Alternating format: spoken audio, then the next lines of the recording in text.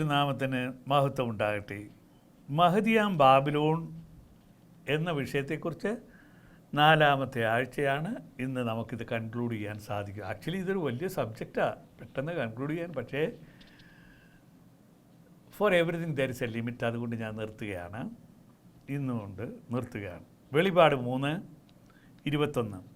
ജയിക്കുന്നവന് ഞാൻ എന്നോടുകൂടെ എൻ്റെ സിംഹാസനത്തിൽ ഇരിപ്പാൻ വരം നൽകും. ഞാൻ ജയിച്ച് എൻ്റെ പിതാവിൻ്റെ കൂടെ അവൻ്റെ സിംഹാസനത്തിൽ ഇരുന്നത് പോലെ തന്നെ. നമുക്ക് പ്രാർത്ഥിക്കാം. കരുണയുള്ള ദൈവമേ, സ്വർഗസ്ഥ പിതാവേ, അടിയങ്ങളെ തൃക്കൺ പാർക്കണമേ. പരിശുദ്ധാത്മാവിനെ അയച്ച് ജയിക്കുവാനുള്ള വഴി പറഞ്ഞിരണമെന്ന് യേശുവിൻ്റെ നാമത്തിൽ യാചിക്കുന്നു. കൃപയോടെ കേൾക്കണമേ. ആമേൻ. മഹദിയാം ബാബിലോൺ നമ്മൾ കണ്ടു. അത് തോൽവിയുടെ പട്ടണമാകുന്നു. നാം അവിടെയല്ല, പിന്നെയോ കർത്താവിൻ്റെ വാക്കുകളെ കേട്ട് ജയിക്കുവാനുള്ള വഴി തേടുകയാണ് വേണ്ടത്.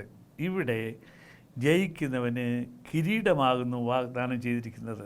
യേശു പറഞ്ഞു, എൻ്റെ രാജ്യം ഐഹികമല്ല. എന്താകുന്നു അതിൻ്റെ അർത്ഥം? നാം വെറും ഭോഷന്മാരാകുന്നു. ഈ ലോക സുഖമാകുന്ന കുമിളയുടെ പിറകെ ഓടി ഓടി സ്വർഗരാജ്യവും സിംഹാസനവും കിരീടവും എല്ലാം നഷ്ടപ്പെടുത്തുവാൻ പരിശ്രമിക്കുന്നവരാകുന്നു നമ്മൾ. ശരിയാണോ ഞാൻ പറഞ്ഞത്? വാസ്തവം. Belshazzar, Kaiser, queen of heaven, Alexander തുടങ്ങി ധാരാളം ഭോഷന്മാർ ലോകത്തിൻ്റെ പിറകെ ഓടി ഓടി ഓടി വൃഥാ ചത്തുപോയി. അവർക്ക് എല്ലാം നഷ്ടപ്പെട്ടു. നാം അങ്ങനെ ആകരുത്, ജയിക്കണം. സങ്കീർത്തക്കാരൻ പറയുന്നത് ശ്രദ്ധിക്കണമേ. 119 സങ്കീർത്തനത്തിൻ്റെ 128 വാക്യം. ആകയാൽ നിൻ്റെ സകല പ്രമാണങ്ങളും ഒത്തതെന്ന് എണ്ണി ഞാൻ സകല വ്യാജമാർഗത്തെയും വെറുക്കുന്നു. നിൻ്റെ സാക്ഷ്യങ്ങൾ അതിശയകരമാകയാൽ എൻ്റെ മനസ്സവയെ പ്രമാണിക്കുന്നു. എത്ര മനോഹരം! ഇതാകുന്നു ജയഘോഷം കൊള്ളാനുള്ള വഴി. നമ്മൾ കർത്താവിനെയും അവൻ്റെ വചനത്തെയും വിട്ടിട്ട് പോയി ഒരു വലിയ ആളാകാമെന്ന് വിചാരിക്കുന്നത് വെറുതെയാണ്. ഒരിക്കലും ഇല്ല, നശിച്ചു പോകും. ഞാൻ ശാപവാക്ക് പറയുകയല്ല. നശിക്കുന്നല്ല, പിന്നെന്താ പറയേണ്ടത്? കർത്താവിനെയും അവൻ്റെ വചനത്തെയും വിട്ടു പോവുകയാണ് എങ്കിൽ നശിച്ചു പോകും. അത് സത്യമാണ്. 1 പത്രോസ് 4:15 ക്രിസ്ത്യാനിയായിട്ട് കഷ്ടം സഹിക്കേണ്ടി വന്നാലോ ലജ്ജിക്കരുത്. ഈ നാമം ധരിച്ചിട്ട് ദൈവത്തെ മഹത്വപ്പെടുത്തുക അത്രേ വേണ്ടത്. ന്യായവിധി ദൈവഗ്രഹത്തിൽ ആരംഭിക്കുവാൻ സമയമായല്ലോ. അത് നമ്മിൽ തുടങ്ങിയാൽ ദൈവത്തിൻ്റെ സുവിശേഷം അനുസരിക്കാത്തവരുടെ അവസാനം എന്താകും? വളരെ ഗൗരവപരമായിട്ട് എടുക്കേണ്ട ഒരു കാര്യമാണ്. നീതിമാൻ പ്രയാസേന രക്ഷ പ്രാപിക്കുന്നു എങ്കിൽ അഭക്തൻ്റെയും പാപിയുടെയും ഗതി എന്താകും? അതുകൊണ്ട് ദൈവ ഇഷ്ടപ്രകാരം കഷ്ടം സഹിക്കുന്നവൻ നന്മ ചെയ്തുകൊണ്ട് തങ്ങളുടെ പ്രാണനെ വിശ്വസ്തനായ സ്രഷ്ടാവിങ്കൽ ഭരമേൽപ്പിക്കട്ടെ. ഓ സ്തോത്രം! ഇതാണ് നമ്മൾ ചെയ്യേണ്ടത്. നന്മ ചെയ്യണം. വരാൻ പോകുന്ന എന്താണെന്ന് ദൈവത്തിനങ്ങ് വിട്ടുകൊടുക്കണം. നമ്മുടെ ആത്മാവിനെ വിശ്വസ്തനായ കർത്താവിങ്കൽ ഭരമേൽപ്പിക്കണം. അപ്പോൾ എന്ത് വരുമെന്നറിയാവോ? നമുക്കൊരു പ്രയാസവും വരികയില്ല. വിശുദ്ധ വേദപുസ്തകത്തിൽ വളരെ വിലപ്പെട്ട ഒരു ഉപദേശമാകും നാം കൈകാര്യം ചെയ്യാൻ പോകുന്ന. പാപം ചെയ്യുന്നത് കൊണ്ട് ഭോഷത്വം കൊണ്ടും കഷ്ടതകൾ വരുന്നു എങ്കിൽ അതിനൊരു പ്രയോജനവുമില്ല. കഷ്ടതയല്ല, പിന്നെയോ എന്തിനു വേണ്ടി നിങ്ങൾ ജീവൻ വെച്ചു കൊടുത്തു എന്നതാകുന്നു ഒരു രക്തസാക്ഷിയാകുന്നതിൻ്റെ മാനദണ്ഡം. കഷ്ടപ്പെട്ടു, ഒരുപാട് കഷ്ടപ്പെട്ടു. അതല്ല, എന്തിനു വേണ്ടി? കർത്താവിൻ്റെ നാമത്തിന് വേണ്ടി, വിശുദ്ധ വചനത്തിന് വേണ്ടി. ഓ, അത് മഹത്വകരമാണ്. കർത്താവിൻ്റെ സത്യത്തിനും സുവിശേഷത്തിന് വേണ്ടി മരിച്ചാൽ അതൊരു മഹത്വമുള്ള കാര്യം ആകുന്നു. ക്രിസ്ത്യാനിയായിട്ട് കഷ്ടം സഹിക്കേണ്ടി വന്നാലോ ലജ്ജിക്കരുത്. ഈ നാമം ധരിച്ചിട്ട് ദൈവത്തെ മഹത്വപ്പെടുത്തുക എത്രയേ വേണ്ടത്. പത്രോസ് പറയുന്നത് ശ്രദ്ധിക്കണമേ. ന്യായവിധി തുടങ്ങേണ്ടത് ദൈവഭവനത്തിൽ നിന്നാകുന്നു. ന്യായവിധി ദൈവഗ്രഹത്തിൽ ആരംഭിപ്പാൻ സമയമായല്ലോ. അത് നമ്മിൽ തുടങ്ങിയാൽ ദൈവത്തിൻ്റെ സുവിശേഷം അനുസരിക്കാത്തവരുടെ അവസാനം എന്താകും? വലിയ ഒരു കഷ്ടത നമ്മെ കാത്തിരിക്കുന്നുണ്ട്. മത്തായിയുടെ സുവിശേഷം 24:9. അന്ന് അവർ നിങ്ങളെ ഉപദ്രവത്തിന് ഏൽപ്പിക്കുകയും കൊല്ലുകയും ചെയ്യും. എൻ്റെ നാമനിമിത്തം സകല ജാതികളും നിങ്ങളെ പകയ്ക്കും. പലരും ഇടറി അന്യോന്യം ഏൽപ്പിച്ചു കൊടുക്കുകയും അന്യോന്യം പകയ്ക്കുകയും ചെയ്യും. എന്നാൽ ദൈവജനമേ, നിങ്ങൾക്കൊരു ആശ്വാസവചനം നിലനിൽക്കുന്നു. ന്യായവിധി നമ്മൾ തുടങ്ങുന്നുവെങ്കിലും അത് വേഗം അവസാനിക്കും. സുദീർഘമായ ഒരു പീഡനം നിങ്ങൾക്കില്ല. പീഡനകാലം ദീർഘിക്കുകയില്ല. മഹദിയാം ബാബിലോണിൻ്റെ നടുവിലാകുന്നു നിങ്ങൾ ജീവിക്കുന്നെങ്കിലും നിങ്ങളുടെ കഷ്ടതകൾ ദീർഘമായിരിക്കുകയില്ല. കാരണം നിങ്ങൾ ദൈവജനമാകുന്നു. കഷ്ടതകൾ അധികം നീണ്ടു നിൽക്കുകയില്ല. പ്രത്യുത നിങ്ങൾ അതിനെ അതിജീവിക്കണം. ഈ ഭാഗം ഞാൻ മുമ്പ് നിങ്ങളോട് പറഞ്ഞിട്ടുള്ള ഒരു കാര്യമാണ്.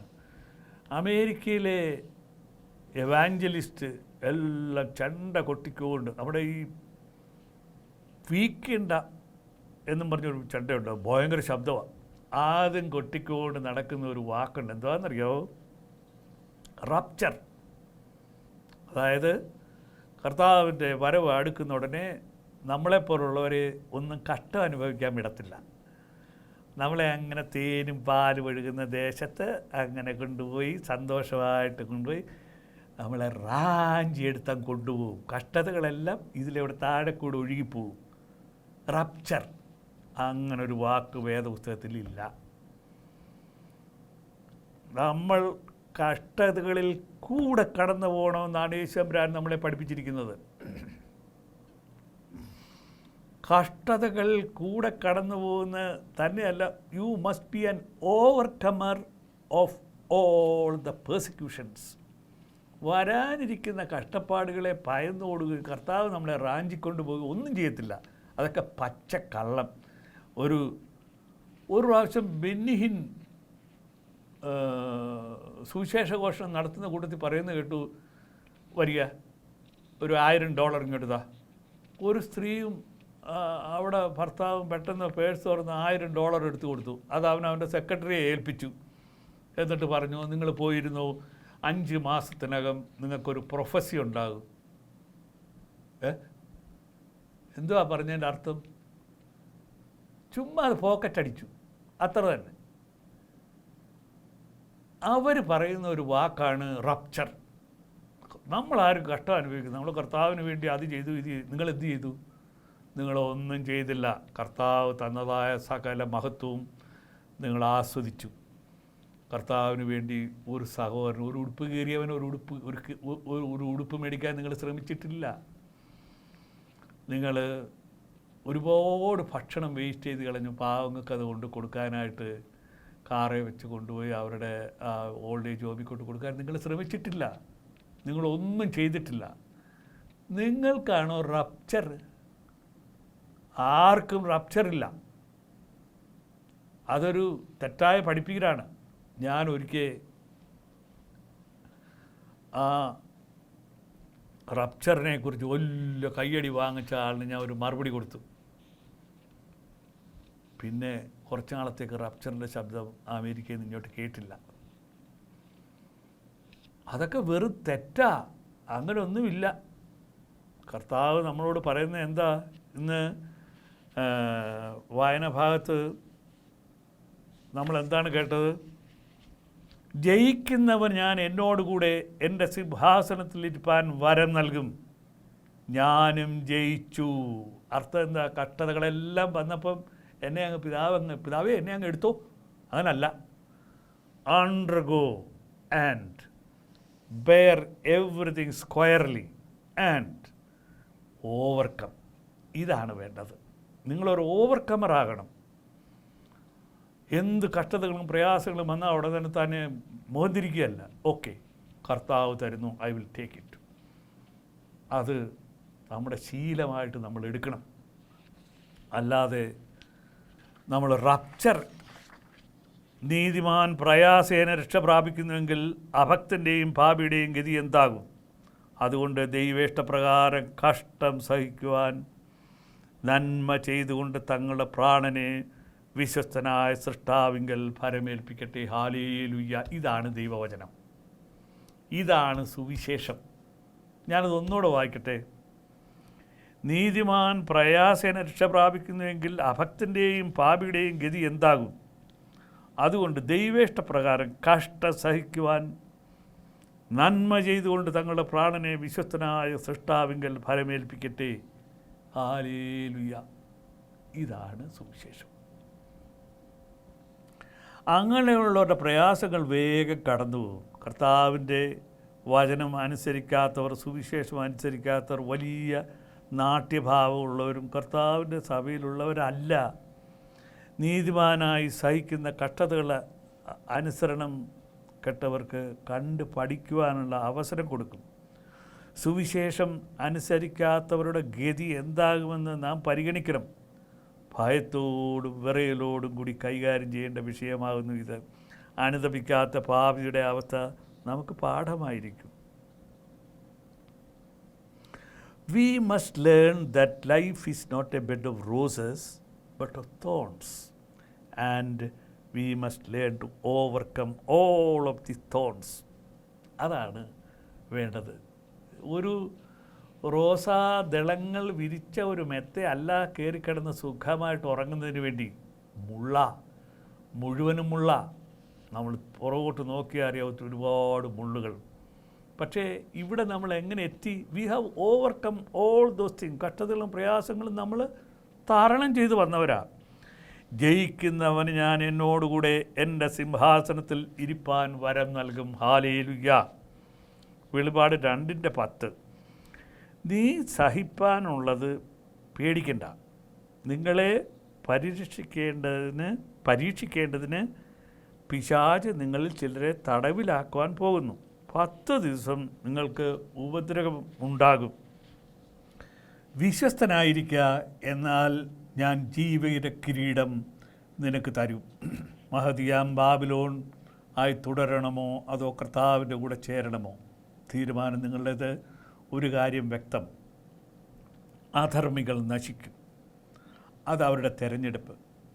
മരണത്തിന് വിളിക്കുമ്പോൾ ആത്മാവിൻ്റെ രക്ഷ മാത്രമേ നോക്കാവൂ. ജഡത്തിൻ്റെ നോക്കരുത്, ആത്മാവിൻ്റെ രക്ഷ. നന്മ ചെയ്യുന്നതിൽ കർത്താവിനെ നമ്മുടെ ജീവൻ ഭരമേൽപ്പിച്ചാൽ പിന്നെ ഒന്നും ഭയപ്പെടേണ്ടതല്ല. നിത്യരക്ഷയെക്കുറിച്ച് അവരുടെ സൃഷ്ടാവ് പറഞ്ഞ അവരുടെ ഓരോ വാഗ്ദത്തങ്ങളും അവൻ പരിപാലിക്കും. ദൈവമക്കൾ അനുഭവിക്കാനിരിക്കുന്ന ഓരോ കഷ്ടതകളും ദൈവ ഇഷ്ടപ്രകാരമാകുന്നു എന്ന് തിരിച്ചറിയണം. യോബ് പറഞ്ഞു, അവൻ തന്നു, അവനെടുത്തു, അവൻ്റെ നാമം വാഴ്ത്തപ്പെടുമാറാകട്ടെ. ഒരു കാര്യം കൂടി പറയട്ടെ, നമുക്ക് താങ്ങാവുന്നതിൽ കൂടുതൽ ഭാരം കർത്താവ് നമുക്ക് തരികയില്ല. ആർക്കെങ്കിലും അതിന് വിപരീതമായിട്ട് തോന്നിയിട്ടുണ്ടെങ്കിൽ അവർക്ക് ദൈവസ്നേഹം ഇല്ലാത്തതുകൊണ്ട് അങ്ങനെ അനുഭവിച്ചതാണ്. നിങ്ങളുടെ കുഞ്ഞിൻ്റെ കയ്യിൽ നിങ്ങൾ വലിയൊരു ഭാരം എടുത്ത് കൊടുക്കുമോ? ഇല്ല. 3 വയസ്സുള്ള കുഞ്ഞിൻ്റെ തലയിൽ നിങ്ങൾ 50 kg വെച്ച് കൊടുക്കുമോ? ഇല്ല. കൊടുത്താലും അമ്മയെപ്പോലെ സ്നേഹിക്കുന്ന നമ്മുടെ കർത്താവ് എടുക്കാവുന്നതിൽ കൂടുതൽ ഒരിക്കലും വെച്ച് തരികയില്ല. വിശ്വസിക്കുക, വാഗ്ദത്തം ചെയ്തവൻ വിശ്വസ്തൻ, അതിന് മാറ്റമില്ല. നമ്മുടെ കർത്താവാകുന്നു. വിശ്വസിക്കുക, ആ വിശ്വാസത്താൽ തന്നെ പകുതി ഭാരം കുറഞ്ഞു കിട്ടും. നമുക്ക് വരുവാനിരിക്കുന്ന കഷ്ടതകൾ കർത്താവ് കാണുന്നു, കർത്താവ് അറിയുന്നു. അല്ലാതെ എല്ലാം നമ്മുടെ നാശത്തിന് ഉള്ളതാണെന്നുള്ള ആ ആറ്റിറ്റ്യൂഡ് തന്നെ നമ്മളെ നശിപ്പിക്കും. കർത്താവ് അറിയാതെ നമുക്കൊന്നും സംഭവിക്കത്തില്ല. കൂടാതെ വിശ്വാസത്താൽ നീതീകരണം പ്രാപിച്ച മനുഷ്യനെ നിങ്ങൾ നീതീകരിക്കപ്പെട്ട് നിങ്ങൾ കാശ് കൊടുത്തിട്ടും കാളയെ കൊടുത്തിട്ടും കെട്ടിടം കൊടുത്തിട്ടും ചക്കയും മാങ്ങായൊക്കെ കൊടുത്തിട്ടാണോ നിങ്ങൾ നീതീകരിക്കപ്പെട്ടത്? അല്ല, വിശ്വാസത്താൽ നിങ്ങൾ നീതീകരിക്കപ്പെട്ടു. കർത്താവ് വിശ്വസിക്കുക, അവൻ നിൻ്റെ മുഖപ്രകാശ രക്ഷ. സങ്കീർത്തനക്കാരൻ പറയുന്നത് കേൾക്കണമേ, 125:3. നീതിമാന്മാർ നീതികേടിലേക്ക് കൈ നീട്ടാതിരിക്കേണ്ടതിന് ദുഷ്ടന്മാരുടെ ചെങ്കോൽ നീതിമാന്മാരുടെ അവകാശത്തിന്മേൽ ഇരിക്കയില്ല. യഹോവേ, ഗുണവാന്മാർക്കും ഹൃദയപരമാർത്ഥികൾക്കും നന്മ ചെയ്യണമേ. ഇതാണ് ദാവീദിൻ്റെ പ്രാർത്ഥന. നീ ഗുണവാനാണോ? നമ്മുടെ കർത്താവിനോട് ചോദിക്കുക. നീ ഹൃദയ പരമാർത്ഥിയാണോ? നമ്മുടെ കർത്താവിനോട് ചോദിക്കുക. റോമ 2:7. നല്ല പ്രവൃത്തിക്ക് വേണ്ടുന്ന സ്ഥിരത പൂണ്ട് തേജസ്സും മാനവും അക്ഷതയും അന്വേഷിക്കുന്നവർക്ക് നിത്യജീവനും, ശാഠ്യം പൂണ്ട് സത്യം അനുസരിക്കാതെ അനീതി അനുസരിക്കുന്നവർക്ക് കോപവും ക്രോധവും കൊടുക്കും. ഇതാണ് ദൈവത്തിൻ്റെ നേച്ചർ. ഇവിടെ നാം പഠിക്കേണ്ട ഒരു വസ്തുതയുണ്ട്. നീതിമാൻ കഷ്ടപ്പാട് കാണുമ്പോൾ തന്നെ കർത്താവിന് സമർപ്പിച്ചു കൊടുക്കും. കർത്താവ് അവനെ ഏറ്റെടുക്കും. വലിയ ഒരു സർജറി നടക്കുന്ന ഉടനെ അയ്യോ എന്താ ചെയ്യേണ്ടതെന്ന് പറഞ്ഞ് വേവലാതിപ്പെടേണ്ട. കർത്താവിന് നമ്മളെ തന്നെ അങ്ങ് സമർപ്പിക്കുക. കർത്താവിന് ഇഷ്ടം പോലെ നടക്കട്ടെ എന്നങ്ങ് പറയുക. അപ്പം തന്നെ പകുതി പ്രോബ്ലം സോൾവ് ആകും. തീർന്നു. പ്രയാസങ്ങളും കഷ്ടതകളും മഞ്ഞുപോലെ ഉരുകിപ്പോകും. ആ സ്ഥാനത്ത് സന്തോഷവും സമാധാനവും കളിയാടും. ഹല്ലേലൂയ, കർത്താവേ, ആ അവസ്ഥയ്ക്ക് ഞാൻ കാത്തിരിക്കുന്നു എന്ന് കർത്താവിനോട് പറയുക. അവൻ നമ്മുടെ രക്ഷകനാണല്ലോ, നമുക്ക് ഇത്ര നല്ലവനായി വേറെ ആരുമില്ല.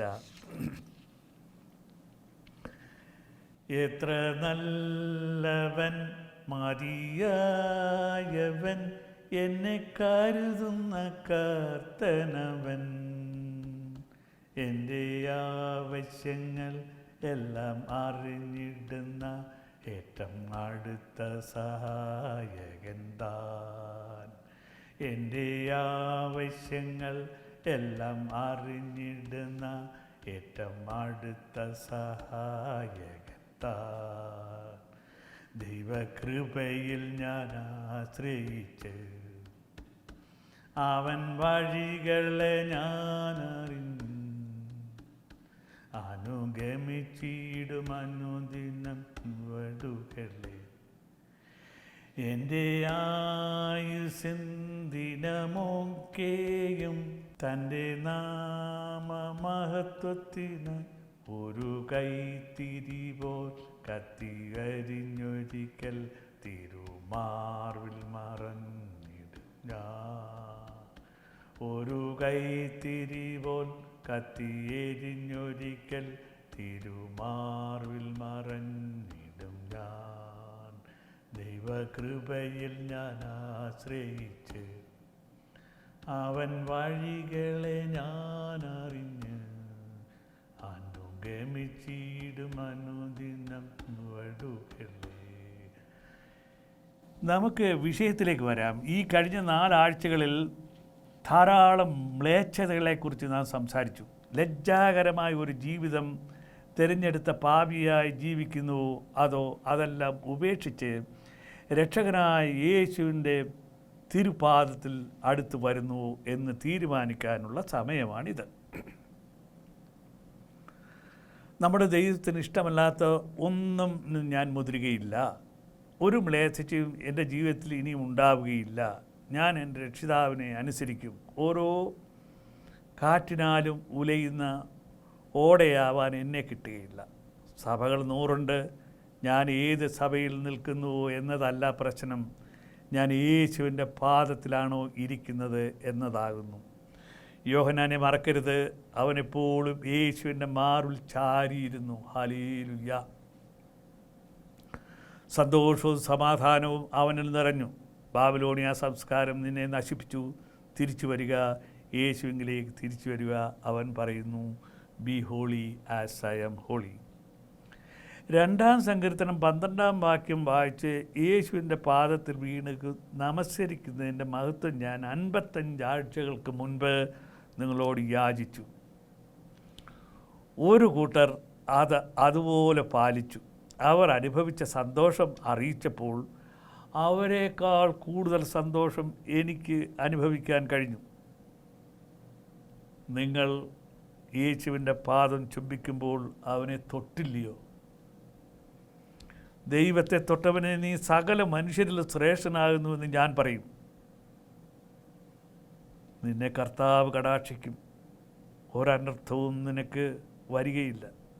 മറ്റൊരു പ്രത്യേകത,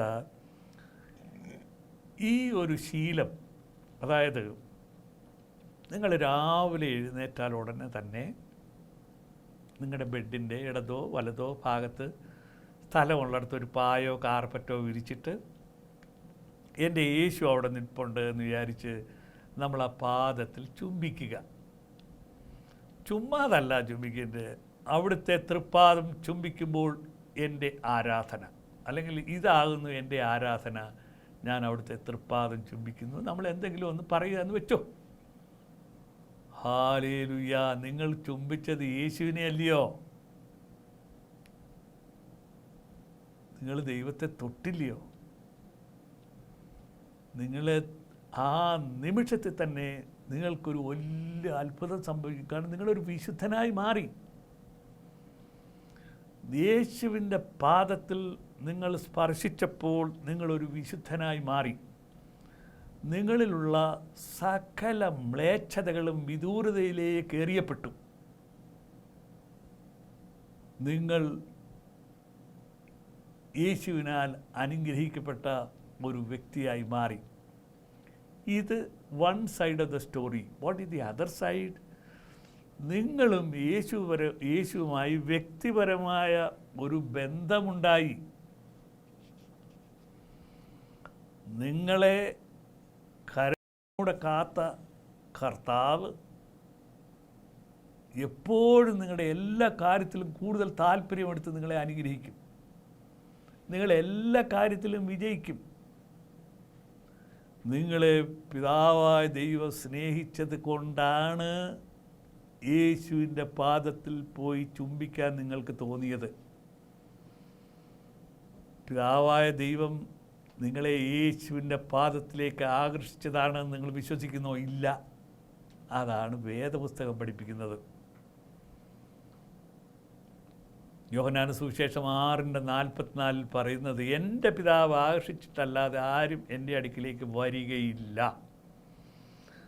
നിങ്ങൾ യേശുവിൻ്റെ അടുക്കിലേക്ക് ചെല്ലുന്നില്ല എങ്കിൽ, നിങ്ങൾ യേശുവിൻ്റെ പാദം ചുംബിക്കുന്നില്ല എങ്കിൽ, 2 ഇൻസ്ട്രക്ഷൻസ് നിങ്ങൾ നിഗ്ലക്റ്റ് ചെയ്തതായിട്ട് വരും. ഒന്ന് എന്താണെന്നറിയാമോ? ഞാൻ പറഞ്ഞില്ലയോ, 2-ാം സങ്കീർത്തനം 12-ാം വാക്യത്തിൽ പറയുന്നത് എന്താണ്? പുത്രനെ ചുംബിക്കുക. ഹല്ലേലൂയ. പുത്രനെ ചുംബിക്കുക എന്ന് പറഞ്ഞാൽ നമ്മുടെ കർത്താവ് പറയുകയാണ്, അവിടുത്തെ പുത്രനായ യേശുവിനെ ചുംബിക്കുക. ചെയ്താൽ എന്താണ് സംഭവിക്കുന്നതെന്നറിയാമോ? നീ വഴിയിൽ നശിച്ചു പോകുകയില്ല. എന്തുമാത്രം ആക്സിഡൻസ്, എന്തുമാത്രം തടസ്സങ്ങളൊക്കെ ഞാൻ കണ്ടിട്ടുണ്ട്. പക്ഷെ ഒരിക്കലും എനിക്കൊന്നും സംഭവിച്ചിട്ടില്ല. കാരണം എന്താണെന്നറിയോ? ഞാൻ പുത്രനെ ചുംബിക്കുന്നവനാണ്. പുത്രനെ ചുംബിക്കുന്നവൻ വഴിയിൽ നശിച്ചു പോകുന്ന പ്രശ്നമില്ല. നിങ്ങളത് ചെയ്യാതിരിക്കുകയാണെന്നുണ്ടെങ്കിൽ, പിതാവായ ദൈവത്തിൻ്റെ ആ കൽപ്പനയായ പുത്രനെ ചുംബിക്കുക എന്ന് പറയുന്നത് നിങ്ങൾ അനുസരണക്കേട് കാണിച്ചില്ലയോ? അത് നമുക്ക് മുതലാകുന്ന കാര്യമല്ല. രണ്ടാമത്തെ കാര്യം ഞാൻ പറഞ്ഞത് എന്താണെന്നറിയോ? പിതാവ് ആകർഷിച്ചിട്ടാണ് നമ്മൾ പുത്രൻ്റെ അടുക്കിലേക്ക് ചെല്ലുന്നത്. അപ്പോൾ ഇതിൻ്റെ രണ്ടിൻ്റെയും ഒരു കൂട്ടായ്മയാണ് അവിടെ നടക്കുന്നത്. അതുകൊണ്ട് നമ്മൾ എന്താ ചെയ്യേണ്ടതെന്നറിയാമോ? എല്ലാ ദിവസവും രാവിലെ എഴുന്നേറ്റ ഉടനെ തന്നെ തിരുമുഖം കാണുക, യേശുവിൻ്റെ തിരുമുഖത്തേക്ക് നോക്കുക, ആ പെട്ടെന്ന് ആ പാദം ചുംബിക്കുക. അന്നേരം നമ്മൾ തന്നെ പറയണം, ഓ എൻ്റെ ദൈവമേ, നിൻ്റെ പാദത്തിൽ ഞാൻ എൻ്റെ നെറ്റി മുട്ടിക്കുമ്പോൾ എൻ്റെ ആരാധന. ഇത് എനിക്കിത് എവിടെ നിന്ന് കിട്ടുകയെന്നറിയോ? നമ്മുടെ അബ്രഹാം കണ്ടു 3 പുരുഷന്മാർ വരുന്നു, അതിന് നടുക്കുന്നത് യഹോവയായ ദൈവമാണ്. അവൻ ഓടിച്ചെന്ന് വീണ് കമന്നടിച്ച് വീണു. കർത്താവേ, എനിക്ക് തോന്നി ഇതാണ് ആരാധന. അല്ലാതെ ചുമ്മാതെ സ്റ്റൈല് കാണിച്ച് കയ്യാങ്കളി കാണിച്ച് അതൊന്നും ആരാധനയല്ല. ഇതാണ് ആരാധന.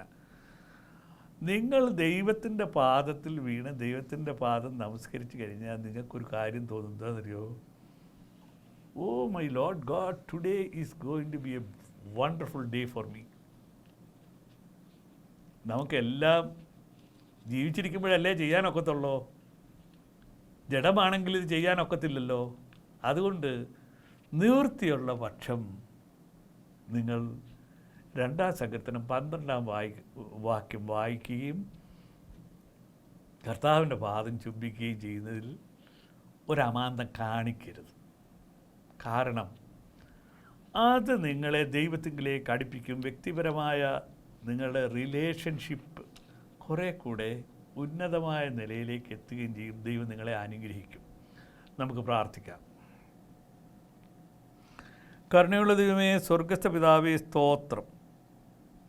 ബാബിലോണിയൻ സംസ്കാരത്തിൽ നിന്ന് വിടുവിച്ചതിനായി സ്തോത്രം കർത്താവേ. ലോകത്തെ ജയിക്കാൻ സഹായിക്കണമേ എന്ന് യേശുവിൻ്റെ നാമത്തിൽ അപേക്ഷിക്കുന്നു. കൃപയോടെ കേൾക്കണമേ. ആമേൻ.